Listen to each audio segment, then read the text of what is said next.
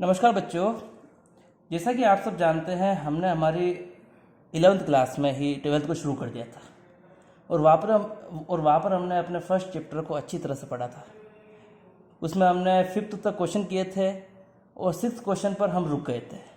और इसलिए रुके थे क्योंकि हमारे 11th के एग्ज़ाम सामने आ रहे थे। मेरा आपसे ये कहना है बच्चों कि अब जो क्वेश्चन है आगे, वो मैं रोज़ एक से एक क्वेश्चन आपको इस नोटबुक में करके दिखाऊँगा, जो आपको घर पे उसी तरह जो मैं बोल रहा हूँ उसे समझ के आपको लिखना है। और अगर कोई बात है, उसमें कोई डाउट है, तो आपको मुझे सीधा कॉल या मैसेज करना है कि सर हमें यह समझ नहीं आया। तो आज अपनी बुक का क्वेश्चन नंबर 6, जैसे अपने 12th बुक इस अकाउंटेंसी में क्वेश्चन नंबर 6 जो अनसोल्ड है, वही क्वेश्चन आपकी उदाहरण जो है, उस उदाहरण में क्वेश्चन नंबर 5 है। मतलब ऐसा है कि दो पार्टनर है ए और बी। ए भी पूंजी लगाता है, बी भी पूंजी लगाता है। जैसे ए ने पूंजी लगाई है 2 लाख और बी ने पूंजी लगाई है 1 लाख। तो यहां पर ए और बी बराबर है, क्योंकि ए ने भी पैसा लगाया और पैसा बी ने भी लगाया। अगर सर ए और बी दोनों ने पैसा लगाया है, तो जो पूंजी पर ब्याज मिलेगा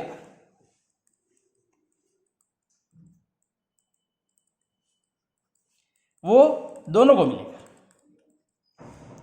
यही पैसा अगर ओनली ए लगाता, केवल ये राशि ए ही लगाता, तो यहां पर ब्याज केवल ए को मिलता। अब बात यह है कि सर इसके अंदर जब क्वेश्चन नंबर 6 है, तो इसमें यह कहा गया है कि एक्स और वाई साझेदार है। ये क्वेश्चन है आपके सामने, एक्स और वाई साझेदार है और वे लाभों को 3:2 में बांटते हैं।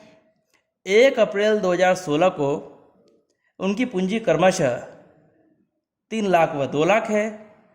साझेदारी सल्लेख में पूंजी पर 10% वार्षिक ब्याज और वाई को 1250 प्रतिमाह वेतन देने का प्रावधान है।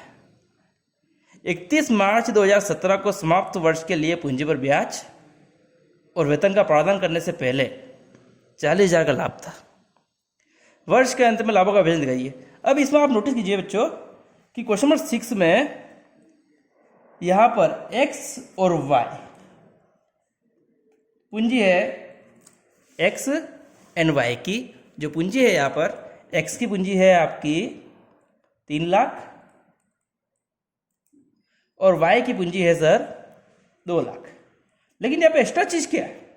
एक्स्ट्रा चीज ये है कि y ने काम किया है। y ने काम किया, तो y ने काम किया तो y कहता है कि मुझे 1250 प्रतिमाह वेतन दीजिए। अब ये सब तो नॉर्मल है, बट बात इतनी सी है कि अगर प्रॉफिट में कोई कमी हुई तो सर ब्याज तो दोनों को मिलना चाहिए, लेकिन ये जो वेतन है, इस वेतन को दोनों को आप दे नहीं सकते और न ही आप एक को पूरा दे सकते हो। क्यों? क्योंकि अगर प्रॉफिट में कमी है तो वेतन सिर्फ एक जने को दिया जा रहा है। अगर एक को दिया जा रहा है तो आप इस क्वेश्चन को करने के लिए आप सबसे पहले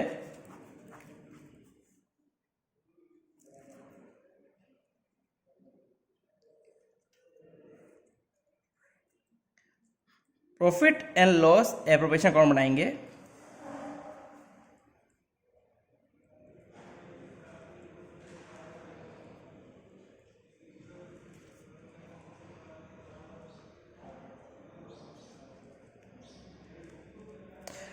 इस अकाउंट में सबसे पहले आपका काम है कि वो 11th क्लास से जो प्रॉफिट आया है, जैसा कि मैंने आपको पहले समझाया कि वो जो नेट प्रॉफिट आया है 11th क्लास से, उसको आप आपके बाई साइड में लिखिएंगे और ये प्रॉफिट है इस क्वेश्चन में 40,000। और उसके बाद में आप देखेंगे कि भाई सर यहाँ पर पूंजी पर ब्याज दोनों को देना है, जब कोई चीज़, मैं फिर से कहता हूँ बच्चों आपसे, जब कोई चीज़ दोनों को दी जाती है तो आप उसे पूरा पूरा दीजिए, लेकिन जब कोई चीज़ किसी एक को दी जाती है और लाभों में कमी है तो ज़रूर आप उस पर थोड़ा बहुत सोच सकते हैं। तो वहाँ का रूल आप देखिए कि यहाँ पर पूंजी सर एक्स ने 3 लाख, वाई ने 2 लाख लगाई, मतलब सर दोनों का पैसा लगा हुआ है। तो यहाँ पर आप देखेंगे तो पूंजी पर ब्याज जो इनका बनता है 10%, वो 3 लाख इधर है, इधर है 2 लाख। इधर 10.5 लाख में पूंजी पर 10% ब्याज है, इधर वाई को 1250 रुपये प्रति माह का वेतन है। तो आप देखिए कि अगर सर हम इनको देवें तो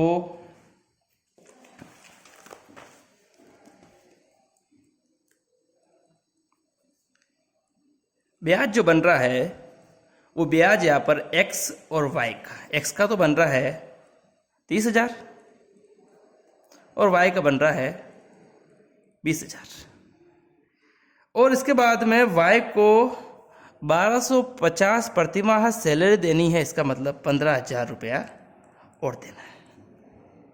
तो सर एक तो ये है, एक ये है, ये है, और इन सब में सेपरेट कोई चीज़ है तो वो है ये रही।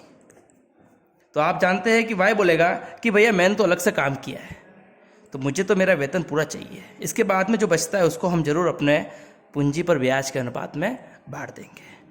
तो वाई ने काम किया तो वाई को आप यू की यू टू वाई सैलरी, ये दोगी 15,000। अब आप देखिए कि सर 40,000 में से आप 15,000 रुपये का वेतन दे चुके हैं और बच्चे हैं 25,000, बच्चे 25 है और इनको ब्याज देना 30 और 20, मतलब ओवरऑल इनका ब्याज बन रहा है 50,000। और सर हमारे पास तो अमाउंट रिमेनिंग जो है वो 25 है, और अकाउंटिंग कहती है जब लाभों में कमी हो जाए तो आप जो लाभ है उन्हें पूंजी पर ब्याज के अनुपात में बांट दीजिए। जैसे ब्याज का अनुपात हो जाएगा 3:2, तो यहाँ पर जो पैसा बचेगा x और y के लिए, तो 15,000 तो x के लिए बच जाएगा और 10,000 y के लिए बच जाएगा। तो आप ऐसे लिखेंगे 2x इंटरेस्ट ऑन कैपिटल 15,000 और 2y इंटरेस्ट ऑन कैपिटल 10,000। तो बच्चों इस क्वेश्चन में इंटरेस्टिंग बात यह थी कि सर पूंजी पर ब्याज दोनों को देना था क्योंकि पूंजी दोनों ने लगा रखी थी। एक ऐसा प्रश्न आपकी बुक में उदाहरण नंबर 5वां है जहाँ पर पूंजी किसी एक ने लगा रखी है। वो क्वेश्चन मैं आपको अपने नेक्स्ट वीडियो में कल इसी टाइम पर दर्शाऊंगा। Thank you.